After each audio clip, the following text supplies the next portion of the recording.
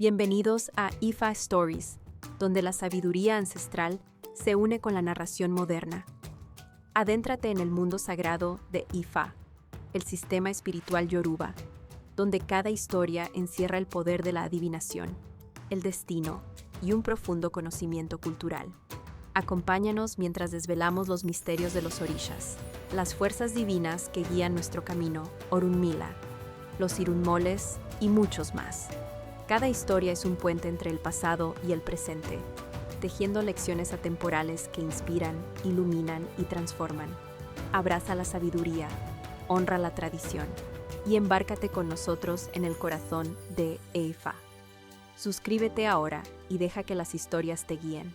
Para explorar historias yoruba completas, enseñanzas de Ifa y sabiduría ancestral, visita nuestro sitio web www.ifastories.com.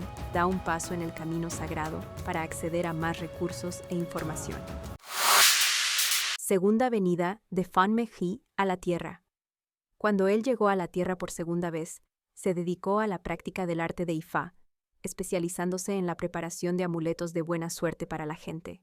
Así se decía de él: Fun lo fun eniyan owo. Fun lo fun eniyan omo. Fun lo fun eniyan aya. Lo que significa, ese Fun-Meji es responsable de proporcionar asistencia a las personas que desean el beneficio de dinero, hijos y matrimonio. Él fue un hábil benefactor en estos asuntos.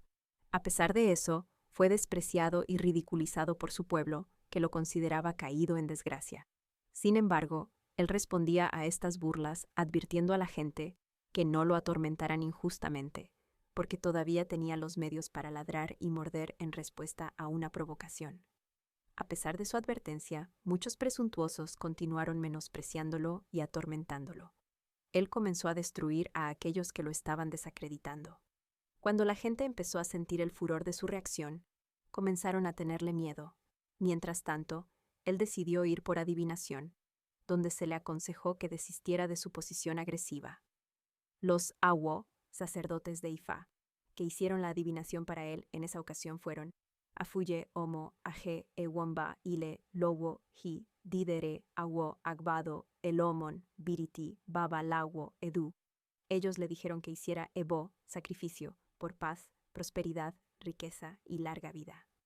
Ellos le realizaron todos los sacrificios, y eventualmente se volvió tan rico que terminó convertido en el Rogun de Uya Rogun.